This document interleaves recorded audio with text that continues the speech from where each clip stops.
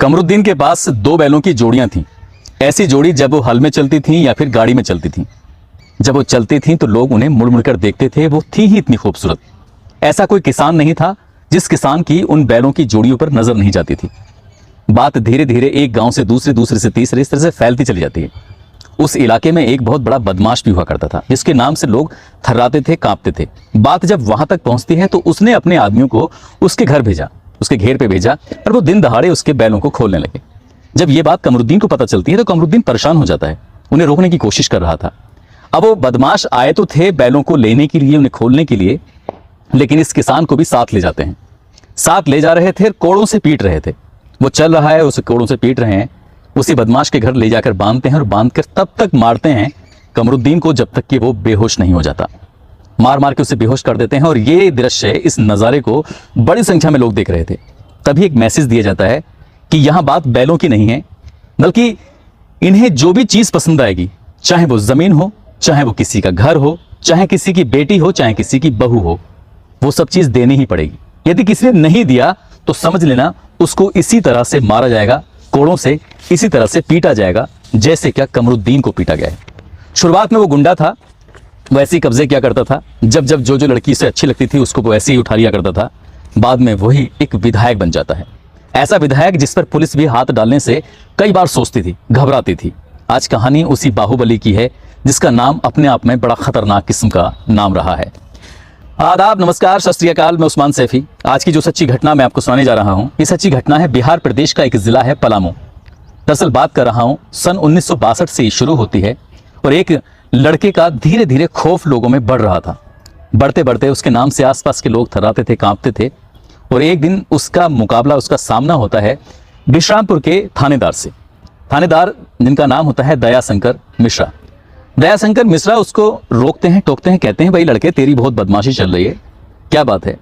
तो लड़का वो चुप रहता है और चुप रहने के बाद इनमें किसी बात पर कहासुनी सी हो जाती है। दयाशंकर उसको एक थप्पड़ मारते हैं खींचकर। बस वो थप्पड़ मारना दुश्वार हो जाता है, गलत हो जाता है। यहीं से इस लड़के के आतंक की शुरुआत होती है।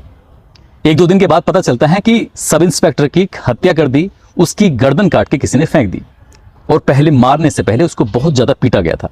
बस ये बात इलाके में फैल जाती है। लोग डरने लगते हैं कि जो व्यक्ति सब इंस्पेक्टर को मार सकता है, उसकी हत्या कर सकता है, तो आम आदमी की विसात क्या है। एक नाम जिसका नाम होता है विनोद सिंह बड़ा तेजी से उभर रहा था। और जो तेजी से उभर रहा था, आसपास के इलाके में ये नाम बड़ा तेजी से फैलने लगता है। हर कोई कहने लगता है कि दरोगा की हत्या करने वाला विनोद सिंह बहुत ही खतरनाक किस्म का इंसान है। एक बार उसको एक गांव की लड़की थी मेघनी, जो बेहद खूबसूरत लड़की थी। वो लड़की पसंद आ जाती है, इतनी पसंद आती है कि उसका वो अपहरण करवा लेता है और अपहरण कराने के बाद उसको अपने पास रखता है। इस लड़की का एक छोटा सा भाई है, 15 साल का नंदू।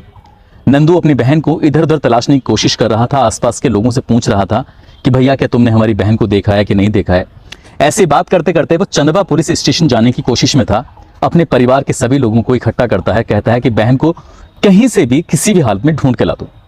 लेकिन गांव के लोग कहते हैं वो मिलेगी नहीं, क्योंकि वो लड़की किसी और के पास नहीं बल्कि विनोद सिंह के पास है। इससे पहले कि वो थाने पहुंचते, ये बात थाने पहुंचने से पहले ही इस विनोद सिंह के पास पहुंच जाती है और विनोद सिंह इस लड़के को उठवा लेता है। उठवाने के बाद अपने घर बुलाता है, कहता है कि यदि अपनी जान की सलामती चाहते हो, परिवार की सलामती चाहते हो और यदि खानदान में कोई नाम लेवा रहे ये चाहते हो, तो थाने मत जाना। तुम्हारी बहन है, एक दो दिन और मन बहलाएगी, वापिस आ जाएगी, परेशान क्यों होते हो। वो लड़का इतना डर जाता है, इतने खौफ में आ जाता है कि वो अपनी बहन मेघनी को ढूंढता नहीं है। घर आ जाता है। बहन भी कुछ समय के बाद घर आती है और वही जाकर अपने ऊपर बीते हुए एक एक पल के बारे में जाकर नंदू और उसके परिवार के बाकी सदस्यों को सबको बताती है। ये एक शुरुआत थी। इसके बाद जो लड़की गांव की अच्छी लगती थी, जो महिला गांव की अच्छी लगती थी, जो बहू गांव की अच्छी लगती थी, उसको ये उठाते थे, उसके साथ रेप करते थे, उसके साथ बलात्कार करते थे। और ऐसे ही चल रहा था। कोई कुछ कहने वाला नहीं था, क्योंकि यहाँ पर सब इंस्पेक्टर की जो हत्या हुई थी, हत्या के बाद लोगों में धीरे धीरे खौफ बढ़ने लगता है। अब लोगों ने अपनी बहन बेटियों को अकेला छोड़ना ही बंद कर दिया था। वो ज्यादातर रहती थी तो घूंघट करके रहती थी, सामने आने की किसी में हिम्मत नहीं होती थी। दरअसल पलामू इलाका उन दोनों जो होता था वो आदिवासियों का क्षेत्र होता था। गरीब गुरबा लोग हुआ करते थे, कम पढ़े लिखे लोग होते थे और इसीलिए वो डरते थे इस विनोद सिंह के कहर से। और ऐसे ही चलते चलते एक दिन सहजू गंजू की एक बेटी थी साहुनिया, साहुनिया का भी अपहरण होता है। और जब साहुनिया का अपहरण हुआ था तब यहाँ पर सहजू गंजू ने विरोध किया था। और विरोध जब किया था तो उसकी बेटी को उसने सरे बाजार खुलेआम सबके सामने अपने साथियों के साथ मिलकर उसका बलात्कार किया था। सामूहिक बलात्कार को जब लोगों ने देखा था तो लोग थर थर कांपने लगते थे कि वाकई यदि किसी ने इस तरह से विरोध किया तो उसकी बहन बेटी का वो सरेआम चौराहे पर इसी तरह से बलात्कार करेगा। फिर तो किसी की हिम्मत बची ही नहीं, लेकिन गांव के लोगों ने एक मीटिंग की। यदि ऐसे ही चलता रहा तो बहुत ज्यादा बात खराब हो जाएगी, ये हर किसी की बहन बेटी के साथ ऐसे ही करेगा तो बहुत गलत हो जाएगा। ये महुआ मिलन रेलवे स्टेशन है, वहां से अकेले ही आ रहा था पैदल मल्हान गांव की तरफ, क्योंकि इसका जो गांव लगता है पलामू जिले में मल्हान गांव लगता है। जब उस गांव की तरफ आ रहा है तो लोगों ने घेराबंदी करते हुए लाठियों से डंडों से वहां पहले से पहुंच जाते हैं, और जब इसको मारने का, इसका पीटने का प्लान बनाया तो ये मौका पाते ही वहां से भाग जाता है, क्योंकि बताया जाता है कि घर के वेदी ही लंका ढा रहे थे। लोगों ने उसके पहुंचने से पहले ही सूचना दे दी थी कि आज तुम्हें मारने का प्लान है, आज तुम्हारे ऊपर हमला करने का प्लान है। इसलिए वो हमले से पहले ही बच जाता है। और जब ये बात उसे पता चलती है तो ये उसे पता चलता है कि गांव के फजल मियां हैं, कमरुद्दीन, सहजू, गंजू, इन लोगों ने ये प्लानिंग बनाई है। फिर इन तीनों को ये पकड़वा कर बुलवाता है अपने घेर में, जो कि बड़ा सा अहाता होता है, वहां बुलवा कर जो सबके सामने उन्हें कोड़ों से मारता है। इतना मारता है कि जब तक वो बेहोश नहीं हो जाते तब तक उनको ऐसे ही मारता चला जाता है। इसके बाद ये शुरू करता है जमीनों पर कब्जा। जब जब जो जमीनें इसको अच्छी लगती थी उन जमीनों पर कब्जा कर लिया करता था। यदि कोई जबरदस्ती करता था तो उसको मारता था कोड़ों से, यदि कोई वैसे करता था तो उसकी गर्दन भी कटवा दिया करता था। जैसे क्या सब इंस्पेक्टर की उसने गर्दन काटी थी। एक पत्रकार हैं जिनका नाम विकास झा है, उन्होंने अपनी किताब लिखी है। किताब में वो लिखते हुए कहते हैं कि पिपरा टोला, केक राही टोला, छतर टोला, नवा टोला, पटरी टोला, टांडा, इस तरह से लगभग जो आसपास के 10-20 गांव हैं वहां के लगभग 300 आदिवासियों पर उन्होंने सर्वे किया था। और सर्वे करने के बाद ये पता किया कि आखिरकार ये कोड़े वाला सीन क्या है। तब सबके सब लोग बताते हैं कि ये किसी भी व्यक्ति को, चाहे वो आदमी है, औरत है, बच्चा है, कोई भी है, उसको ये यदि बोल दिया कि तुझे मेरे खेत में काम करना है। उस जमाने में बेगारी बड़ा हुआ करती थी, काम कराते थे, पैसे भी नहीं देते थे, खाने को भी नहीं देते थे, खेतों में काम कराते थे, उनकी जमीनों पर कब्जा कर लिया करते थे। इसी तरह से 300 लोगों ने इस बात की गवाही दी थी और उन्होंने इस किताब में अपनी में हवाला दिया विनोद सिंह का कि किस तरह से इसका आतंक बढ़ता चला जा रहा था और कोई इसके सामने पड़ने की हिम्मत नहीं कर रहा था। इसी बीच में इस व्यक्ति को पता चलता है कि वैशाली के विधायक वीरेंद्र सिंह महोबिया, उनकी किसी ने हत्या कर दी थी और उनके यहाँ पर एक हाथी पलता था। वो ऐसा हाथी था, पागल हाथी। वो सिर्फ लोगों में खौफ पैदा करने के लिए, कह सकते हैं कि एक तरह से स्टेटस सिंबल भी था उन दोनों हाथी पालना। तो इसे पता चलता है कि विधायक जी की तो हत्या हो चुकी, तो क्यों ना उस हाथी को हम ही खरीद के लिए आए। तब ये हाथी खरीद के लिए आता है, उस पागल हाथी को। उसके साथ एक लल्ला नाम का महाबत भी साथ में आता है। लल्ला नाम का महाबत जब साथ आता है तो वही उस हाथी की देखभाल करता था। अब ये कोड़ों से कम मारता था, जो व्यक्ति इसके विरोध करता था ये उसके अहाते में, यानी कि हाथी के साथ छोड़ दिया करता था। कई बार तो ऐसा भी हुआ है कि हाथी शायद किसी को दबा के कुचल के मार दिया करता था। तो फिर और लोगों में ज्यादा खौफ पैदा होने लगता है और इसका वर्चस्व दिनों दिन बढ़ने लगता है। अब इसमें किसी में इतनी हिम्मत नहीं थी कि इसके कोई विरोध कर सके। साल 1980 आता है और विश्रामपुर से ये खड़ा हो जाता है विधायकी के चुनाव के लिए, और लोगों में इतना खौफ था कि पहली बार में ही विधायक बन जाता है। लोग इसका विरोध भी नहीं कर पाते। धीरे धीरे करके यही चल रहा था। हैरान करने वाली बात यह थी, बात सरकारों तक भी पहुंच रही थी, बात कानून तक भी पहुंच रही थी, लेकिन ना तो कानून कुछ कर पा रहा था, ना सरकार कुछ कर पा रही थी। एक सब इंस्पेक्टर की हत्या करने के बाद भी किसी में हिम्मत नहीं थी कि वो सामने भी पड़ जाए। लेकिन एक दिन ऐसा होता है जिसकी किसी ने कल्पना नहीं की। दरअसल इसी पलामू जिले में एक IPS कुणाल किशोर की नियुक्ति हो जाती है, और कुणाल किशोर का एक काम था कि वो कभी भी किसी थाने में गोपनीय रूप से चुपके से पहुंच जाया करते थे, बिना किसी लाव लश्कर के। रांची से होके आ रहे थे और उनका मन किया कि जो आसपास का नजदीकी थाना लगेगा उसमें चलते हैं। तो लातेहर थाना था, उस लातेहर थाने में ये पहुंच जाते हैं। रात के 8 बज रहे थे और वहां आसपास में कोई था ही नहीं। आवाज लगाते हैं, दरोगा भी नहीं था, सहायक भी नहीं था, सिर्फ एक संतरी था। संतरी से बातचीत करते हैं, संतरी समझ जाता है कि ये ऑफिसर हैं जिनकी अभी हाल ही में तैनाती हुई है, IPS कुणाल किशोर। वो सीधा वहां से जो संतरी होता है दौड़ता हुआ जाता है दरोगा को बुलाने के लिए, ताकि दरोगा जी मौके पर आ जाएं। दरोगा जी किसी गश्त वस्त में गए हुए थे, तभी मौका पाते ही कुणाल किशोर उनकी चेयर पे जाकर बैठ जाते हैं, कुर्सी पर। इससे पहले कि कुछ बात होती, यहाँ पर एक व्यक्ति चीखता हुआ आता है कि भाई दरोगा कहाँ है, अरे दरोगा कहाँ, सबके सब कहाँ मर गए। इसी अंदाज में, इसी रोबीले अंदाज में वो बातचीत कर रहा था और कह रहा साला सबको सब पूरा थाना खाली है। लातेहर थाने की बात है। और वो जाके घुस जाता है उस कमरे में जिस कमरे में पहले से एक IPS ऑफिसर बैठे हुए थे। कहते हैं भाई दरोगा कहाँ गया है? तो कहते हैं कि तुम कौन हो? बोले अरे तुम हमें नहीं पहचानते, इस इलाके में अगर कोई भी अपराध होता है तो हमारी बिना मर्जी के नहीं हो सकता, इस इलाके में कोई राजनीति करता है तो बिना हमारे पैसे के नहीं कर सकता, इस इलाके में कभी कोई दरोगा किसी को पकड़ने जाता है तो हमारी बिना मर्जी के कोई पकड़ने नहीं जाता। तुम कौन हो भाई, तुम अपना परिचय दो। वो कहता है कि मेरा नाम IPS कुणाल किशोर है और वह कहता है कि तुम कौन हो। वो कहता है कि हम बिश्रामपुर के विधायक हैं विनोद सिंह, तुमने नाम तो सुना ही होगा। तभी वो आईपीएस ऑफिसर कहता है कि नाम तो मैंने सुना है, मैंने तुम्हारे बारे में पता करने की कोशिश की है, 80 तुम्हारे ऊपर मुकदमे हैं, चाहे वो लूट के हों, हत्या के हों, या फिर किसी की जमीन कब्जाने के हों, किसी बहन बेटी के साथ छेड़छाड़ इज्जत से खेलने के हों, इस तरह के 80 मुकदमे हैं। ठीक है, यहाँ कैसे आना हुआ? वो कहता है कि रास्ते में किसी ने बीच में एक ट्रक खड़ा कर दिया है जिससे मेरी गाड़ी रुक गई है, इसलिए मैं अपनी गाड़ी को निकलवाने के लिए दरोगा के पास आया था। कहते हैं कि तुम्हारी गाड़ी तो निकल ही जाएगी, आईपीएस ऑफिसर ने कहा, लेकिन तुम इस थाने से बाहर नहीं निकल पाओगे। ये बातचीत का सिलसिला चल ही रहा था कि थानेदार तुरंत आ जाता है। अब थानेदार आता है तो थानेदार की घिग्गी बंधी हुई थी देखकर सामने, क्योंकि एक तरफ उसके एसपी खड़े हुए हैं, दूसरी तरफ इलाके का सबसे बड़ा गुंडा बदमाश जो कि विधायक बन गया वो खड़ा हुआ है। वो किसकी बात कहे? तुरंत ही आईपीएस ऑफिसर ने कहा कि इस आदमी को गिरफ्तार करो, गिरफ्तार करने के बाद सीधा कल सुबह जेल भेज देना और मुझे आकर इस बात की रिपोर्ट करना। एसपी साहब ये बात कह के चले जाते हैं, उसको बंद करा देते हैं थाने में। तो वो कहता है कि ऐसी कोई हथकड़ी नहीं बनी, ऐसी कोई जेल नहीं बनी जहां विनोद सिंह को रखा जा सके। पहली बार किसी ऑफिसर से पाला पड़ा था। ऑफिसर कहते हैं कि तुम्हारे जैसे कितने आए और कितने चले गए, जहां जहां जिस इलाके में रहते हैं तुम्हारे जैसे गुंडों का ही हम सफाया करते हैं। लेकिन ये बातचीत का सिलसिला था, रात के ज्यादा बज रहे थे, इसलिए वहां से चले जाते हैं। अगले ही दिन 20 सूत्रीय पलामू में एक मीटिंग होनी थी। वहां पर मंत्री आए थे रमेश झा। रमेश झा एक जाना पहचाना नाम हुआ करता था। अब मंत्री के इंतजार में सबके सब फोर्स लगी हुई थी, डीएम साहब क्या हर कोई उसमें आया हुआ था पहले से ही। वो हेलीपैड अपने वहां छोड़कर उससे बाद ये एक गेस्ट हाउस में जब मीटिंग चल रही थी, तो मीटिंग में जैसे ही रमेश झा जा रहे हैं, पीछे पीछे उनके कोई और नहीं विनोद सिंह था।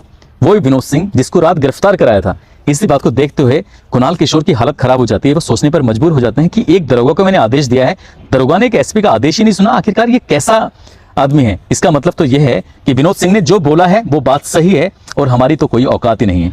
लेकिन इसी बात में वो बहुत बुरी तरह से आईपीएस ऑफिसर बनाया हुआ था, गुस्से में था, और इसी गुस्से को कहीं ना कहीं रमेश झा पहचान जाते हैं, क्योंकि विनोद सिंह ने रमेश झा मंत्री से सारी बात बताई थी जो रात बीती हुई हुआ था।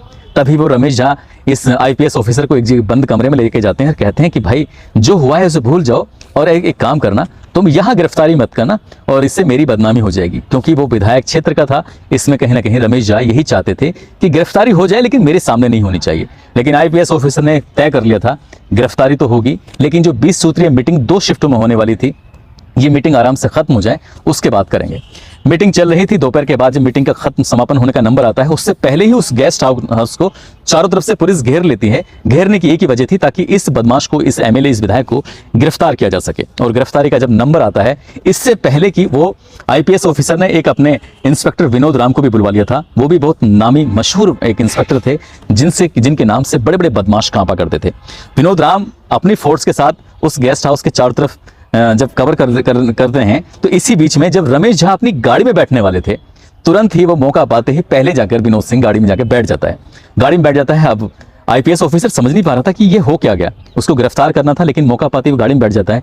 रमेश झा अपनी गाड़ी में जाकर बैठ जाते हैं। अब जैसे ही रमेश झा की गाड़ी हेलीपैड की तरफ चलती है, जहां पर उनका विमान इंतजार कर रहा था, उनका जो पटना से उनको लेके आया था, तुरंत ही अब ये गाड़ी जब चलती है तो पीछे पीछे पुलिस फोर्स और आगे आगे रमेश झा की गाड़ी चलती है। तो अब ये समझ नहीं पा रहे थे कि करें तो क्या करें। जैसे ही हेलीपैड के पास रमेश झा की गाड़ी रुकती है, तो उससे पहले कि रमेश झा उतरते इस गाड़ी से, खिड़की खुलती है, तुरंत जाके वो विनोद सिंह अपने उस विमान में जाकर बैठ जाता है। और विमान में बैठने के बाद पुलिस फिर देखती रह जाती है, अब करें तो क्या करें। तुरंत ही अब इनके पास सोचने का बहुत थोड़ा सा समय था। आईपीएस ऑफिसर कुणाल किशोर के पास उन्होंने सोचा कि यदि आज में से गिरफ्तार नहीं कर पाया तो ये मेरे मुंह पे एक तरह से तमाचा ही होगा। तो इसलिए उन्होंने एक फैसला लिया कि अब इसको गिरफ्तार करना ही है, चाहे मंत्री जी नाराज हो या कोई भी नाराज हो। तुरंत वो अपने इंस्पेक्टर को आवाज लगाते हैं, कहते हैं कि तुरंत इसको गिरफ्तार करिए और मंत्री जी आप विमान में नहीं बैठेंगे।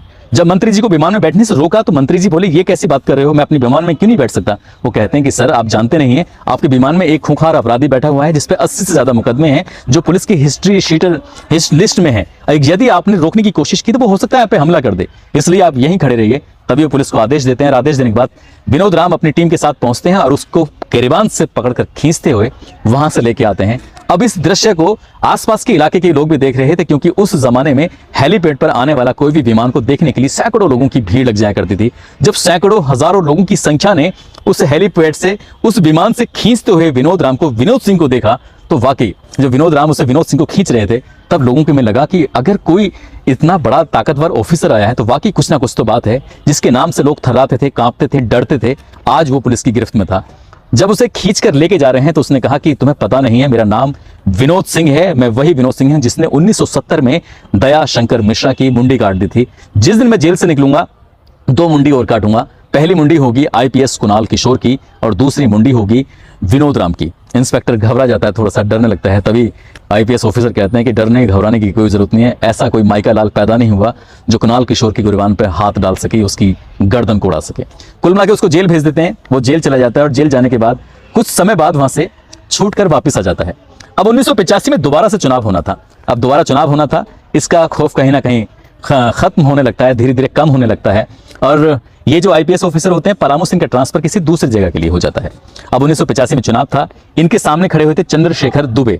चंद्रशेखर दुबे ने विश्रामपुर विधानसभा सीट से इस विनोद सिंह को हरा दिया। और जैसे ये हारता है, इसका वर्चस्व और धीरे धीरे कम होने लगता है। लेकिन ये राजनीति में अपना करियर बनाना चाहता था। करियर बनाने के लिए इसने हाथ पैर मारने शुरू किए। कभी मेनका गांधी की पार्टी से जुड़ जाता है तो एक बार इसे मौका मिलता है। राजा विश्वनाथ प्रताप सिंह की उन दोनों आंधी चल रही थी। ये बात है 1987 की, और वो औरंगाबाद इलाके में आए हुए थे। 4-5 दिन उनका रुकना था। वहां पर जनसभाएं कर रहे थे, लोगों को अपनी ओर आकर्षित कर रहे थे, लोगों की भीड़ों को अपनी तरफ बढ़ाने की कोशिश कर रहे थे। जहां जहां मंच पर जाते थे वहां मंच पर ये विनोद सिंह भी, जो अब एक्स एमएलए हो चुका था, वो भी साथ जाया करता था। ऐसे जाते जाते जब 4-5 दिन रुकते हैं तो 4-5 दिन रुकने के बाद वो अपने इधर चले जाते हैं। और ये बात कर रहा हूं 25 जून 1987 को। ये डाल्टनगंज है, वहां से ठीक 80 किलोमीटर दूर चंदवा का बिड़ला गेस्ट हाउस है। रात में कहीं रुकने का ठिकाना नहीं था। सुरक्षा की दृष्टि से शायद उन्होंने सोचा, एक उनके जान पहचान के थे लाल साहब, वहां पर खाना खाते हैं और खाना खाने के बाद उस गेस्ट हाउस में जाकर सो जाते हैं। उनके पास अपनी खुद की पिस्टल भी हुआ करती थी। उस पिस्टल को वो टांग देते हैं। रात के अंधेरे में 12-1 बजे के आसपास कई लोग आते हैं हथियार लेकर, बंदूकें लेकर। और जब बंदूकें लेके आते हैं, मौका पाते ही अंदर घुसते हैं गेस्ट हाउस के अंदर, जहां पर सोया हुआ था विनोद सिंह, जो खूंखार अपराधी बदमाश हुआ करते था, जो कि अब एक्स एमएलए हो चुका था। और गोलियां धनाधन चलने लगती हैं। गोलियों की तड़तड़ाहट सुनने के बाद आसपास के इलाके में सन्नाटा पसर जाता है। किसी की हिम्मत नहीं थी कि उस गेस्ट हाउस की तरफ आंख उठाकर भी देख पाता। यही नहीं समझ पा रहा था कि गोली चला कौन रहा है, ये नहीं समझ पा रहा था कि गोली चल कहां रही है, कैसे चल रही है। तुरंत ही गोली चलनी बंद हो जाती है। लोग वहां से रात के अंधेरे में निकल जाते हैं। दिन निकलता है तो पता चलता है कि विनोद सिंह अब इस दुनिया में नहीं रहे। उनके जो चैप्टर था, उनका जो पन्ना था, हमेशा हमेशा के लिए बंद हो चुका था। जब पुलिस ने इस मामले की जांच की तो अज्ञात में मुकदमा दर्ज कराती है पुलिस, और यह पता करने की कोशिश करती है कि हत्या की किसने है। तो पता चलता है कि 80 से ज्यादा लोग जो पुलिस के पास पहुंचे थे, जिन्होंने ये कहा था कि हमारे ऊपर अपराध हुआ है, उनकी भी जांच करते हैं। और ऐसे कितने अपराध उसने किए थे जो डर की वजह से पुलिस थानों तक चक्कर ही नहीं काटते थे। कितनी ऐसी बहन बेटियों के साथ उसने इज्जत लूटी थी जिसके परिवार के लोग डर की वजह से वहां पहुंचते ही नहीं थे। तभी अंदाजा लगाया जाता है कि मारने वाले कोई और नहीं बल्कि मल्हान गांव के, मतलब इसी के गांव के ही लोग थे, जिन्होंने अपनी बहन बेटियों की इज्जत का इसकी हत्या करने के बाद बदला लिया था। इसका चैप्टर तो हमेशा के लिए बंद हो जाता है, लेकिन कई किताबों में इन किस्से कहानियों का जिक्र है। उन किताबों से ही मैंने कुछ कलेक्शन किया है, कुछ जोड़गांठ की है, तब जाके ये कहानी सुनाई है। उम्मीद करता हूं ये कहानी आपको पसंद आई होगी। और इस कहानी को सुनाने का उद्देश्य किसी को परेशान करना नहीं है, किसी का दिल दुखाना नहीं है, बल्कि आपको जागरूक करना है, आपको सचेत करना है। और जाते जाते आज अमित चौधरी हैं, माही डेरी बुलंदशहर के रहने वाले हैं, इनका जन्मदिन है। और विशाल शर्मा हैं जो कि अनूप शहर के रहने वाले हैं, IIMT मेरठ में पढ़ाते हैं, इनका भी आज जन्मदिन है। हुसैन खान है, राहुल कुमार है अंबेडकर नगर से, आज इनका भी जन्मदिन है। इन सभी को जन्मदिन की बहुत सारी शुभकामनाएं, बहुत बहुत मुबारकबाद। साथ ही कुछ लोगों ने नाम लेने की अपील की थी, जिसमें संजय सिंह हैं, तबरेज खान हैं बिहार से, रुखसार शेख हैं, मेराज आलम हैं, मदन राजपूत हैं, जमील शेख, मोहित कुमार, अब्दुल कादिर, संतलाल जायसवाल कुशीनगर से हैं, ललिता राजपुरोहित राजस्थान से, अशोक कुमार, अंकित मलिक दिल्ली से, रोहतास सिंह, इन लोगों ने नाम लेने की अपील की थी। आप सब लोग अपना ख्याल रखें, सुरक्षित रहें। जय हिंद, जय भारत।